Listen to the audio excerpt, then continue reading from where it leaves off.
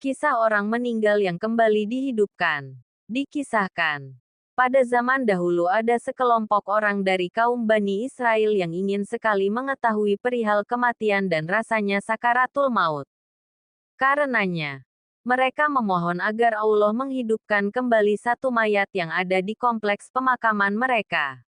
Allah pun mengabulkannya. Mayat di salah satu kuburan dihidupkan kemudian bercerita kepada mereka tentang panasnya kematian yang belum juga hilang rasanya hingga hari itu. Padahal, kematian yang dialaminya sudah berlangsung 100 tahun. Berikut adalah hadis sahih yang menyampaikan kisah tersebut. Suatu ketika ada sekelompok orang dari Bani Israel yang datang ke sebuah kuburan. Mereka berkata, andai kita sholat dan berdoa kepada Allah agar mengeluarkan seorang yang sudah meninggal kepada kita. Kemudian kita bertanya kepadanya tentang kematian. Akhirnya, mereka sholat dan berdoa. Dalam pada itu, tiba-tiba ada satu mayat mengeluarkan kepalanya dari dalam kubur. Tampak di antara kedua matanya ada bekas sujud. Ia lalu bertanya, wahai orang-orang, apa yang kalian inginkan? Aku meninggal 100 tahun yang lalu. Namun, panasnya kematian belum hilang hingga sekarang. Maka berdoalah kalian agar mengembalikanku kepada keadaanku semula. Dari hadis di atas, kita tahu bahwa Allah pernah menghidupkan mayat atas permohonan sejumlah orang dari kalangan Bani Israel. Mereka meminta hal itu karena ingin bertanya kepada si mayat perihal kematian dan sakaratul maut. Allah pun mengeluarkan kepala si mayat dari kuburnya. Bahkan, seperti yang digambarkan Rasulullah Shallallahu Alaihi Wasallam, mayat tersebut tak ada bedanya dengan orang hidup di hadapan mereka. Dan di antara kedua matanya terlihat bekas sujud. Ia mengaku telah meninggal 100 tahun yang lalu. Dan hingga Allah menghidupkan kembali dirinya, panasnya kematian masih dirasakannya. Kemudian, sang mayat meminta mereka berdoa kepada Allah agar dirinya dikembalikan seperti semula. Sesungguhnya apa yang disampaikan sang mayat itu menunjukkan betapa beratnya yang dirasakan seorang hamba pada saat kematian, termasuk oleh orang saleh sekalipun.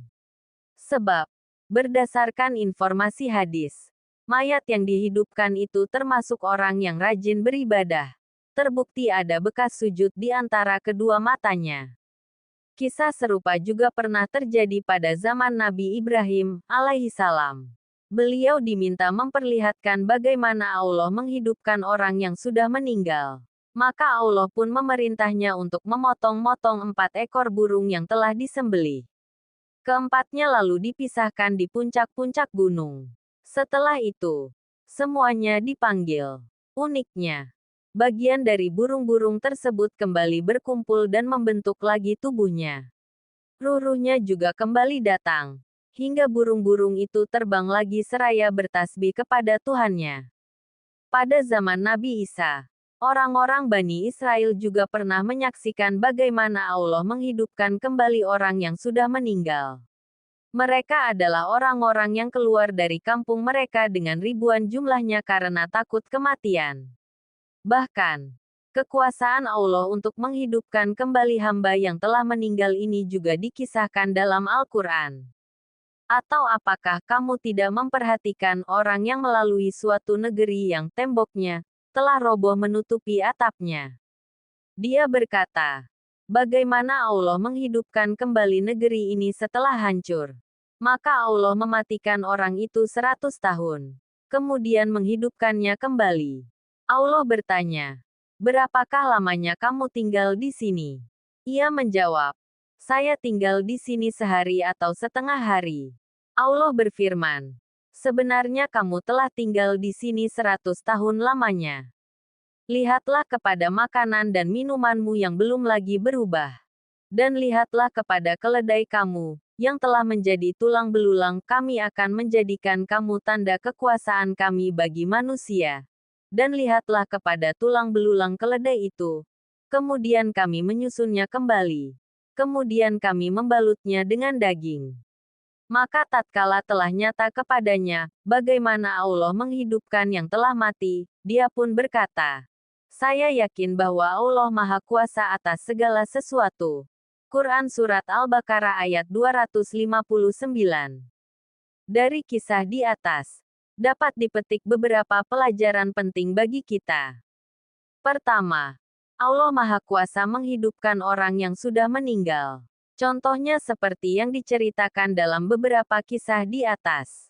Salah satunya mayat yang berbicara tentang kematian kepada orang-orang Bani Israel. Begitupun mudah dan kuasanya Allah membangkitkan seluruh makhluk pada hari kiamat untuk dikumpulkan di padang mahsyar dan dihisap seluruh amal perbuatannya. Kedua, betapa berat dan panasnya kematian yang dialami seorang hamba. Seorang hamba mukmin dan ahli sujud saja merasakan betapa berat dan panasnya kematian tersebut. Padahal, ia meninggal sudah 100 tahun yang lain. Bagaimana yang dirasakan oleh seorang hamba yang kufur dan zalim? Ketiga, terbuktilah bahwa karamah orang-orang saleh itu ada. Salah satunya Allah menghidupkan orang yang sudah meninggal dan berbicara kematian kepada mereka. Keempat, Allah senantiasa mengabulkan doanya orang-orang saleh walaupun bentuknya bertentangan dengan adat dan kebiasaan manusia. Kelima, seorang yang ingin memohon perkara besar dianjurkan menunaikan salat 2 rakaat terlebih dahulu. Sebagaimana orang-orang yang dikisahkan Rasulullah Shallallahu Alaihi Wasallam. Keenam, kita diperbolehkan menyampaikan informasi atau kisah yang berhubungan dengan orang-orang Bani Israel selama itu bersumber dari Al-Quran dan hadits sahih.